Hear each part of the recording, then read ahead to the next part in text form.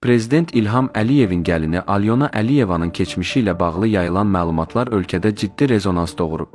Bu açıqlamalar təkcə sıravi vətəndaşlar üçün deyil, eyni zamanda məmurlar və nazirlər üçün də şok effekti yaradıb.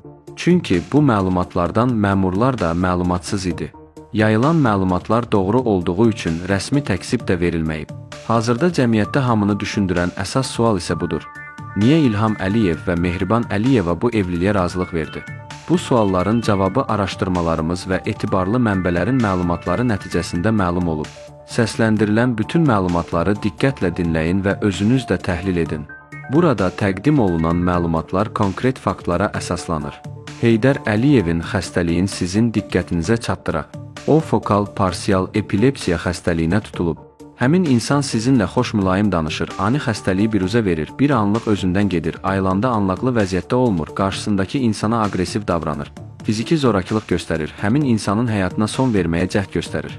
Misal üçün, Heydər Əliyev evdə bacısı Leyla Əliyevaya da xəsarət yetirmişdi. Bir mühüm məqama toxunaq və bunu yadda saxlamağınız xahiş olunur. Mühüm məqam budur ki, Fransa Azərbaycana və Ermənistana münasibətdə daha çox Azərbaycana üstünlük verir. Fransanın ən böyük geyim, parfumeriya və digər şirkətləri Azərbaycanda fəaliyyət göstərir. Xüsusilə də Total şirkəti neft sektorunda böyük paya sahibdir. Lakin Ermənistanda Fransanın elə də böyük şirkətləri yoxdur. Fransanın Ermənistana silah satması ilə bağlı yayılan məlumatlar isə bu günə qədər rəsmi şəkildə təsdiqlənməyib. Bu detalın niyə vurğulandığı yazının sonunda aydın olacaq. Gələk sualın cavabına. Heydər Əliyev Alyona ilə necə tanış olub və onunla niyə evlənib?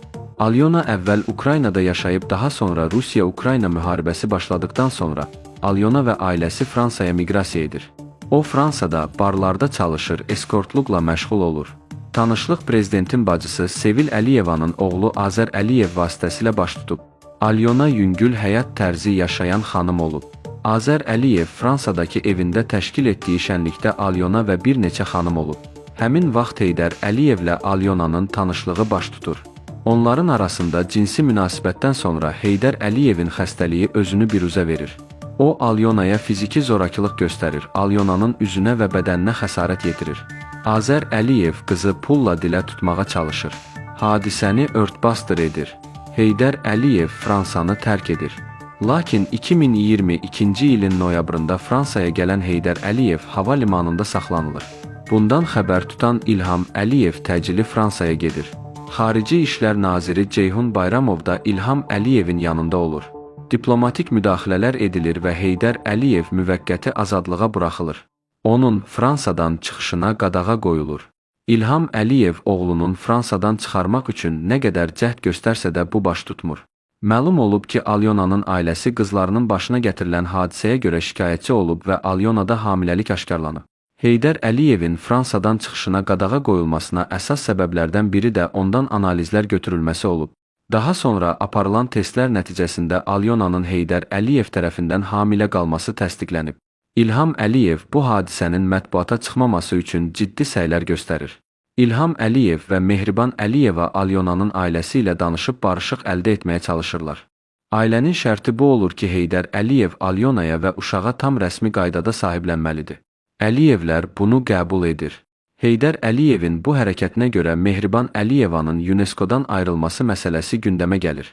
Onun UNESCO-dan qovulması üçün komissiya yaradılıb və Mehriban Əliyevanın hansı səbəblə UNESCO-dan uzaqlaşdırılması müzakirə olunub və dünya mətbuatına açıqlama bilərdi. Lakin bunu istəməyən Mehriban Əliyeva rəsmi olaraq könüllü istefa verir. Daha sonra ailə tərəfindən qızın hüquqlarının tanınacağı məsuliyyətin üzərinə götürüldüyü üçün toy qısa müddətdə keçirilir. Mehriban Əliyevanın 22 dekabrda UNESCO-dan qovulmasından 20 gün sonra 5 dekabrda Heydər Əliyevin toyu olduğu açıqlanır. Toy zamanı Alyonanın üzünün göstərilməməsi isə iki səbəblə izah olunur.